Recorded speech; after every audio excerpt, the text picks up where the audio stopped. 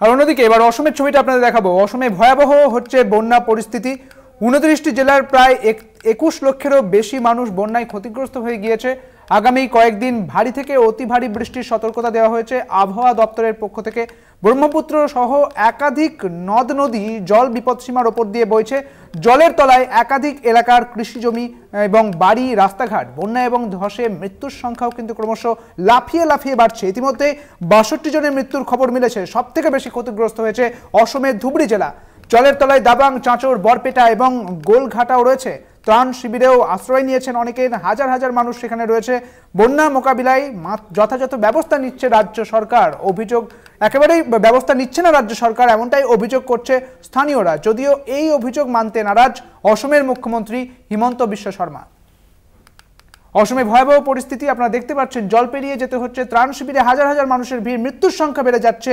যেখানে 60-এর অধিক মানুষের মৃত্যু ঘটেছে, সেখানে আগামী কয়েকদিনের ভারী থেকে অতি ভারী বৃষ্টির দেখা গিয়েছে এবং তার জেরেই ক্ষতিগ্রস্ত হয়েছে ধুবড়ী, দাবাং, চাঁচর, বরপেটা, গোলঘাটা এই সমস্ত জায়গাগুলি এবং ব্রহ্মপুত্র সহ একাধিক নদ নদীর জল কিন্তু বেড়ে গিয়েছে।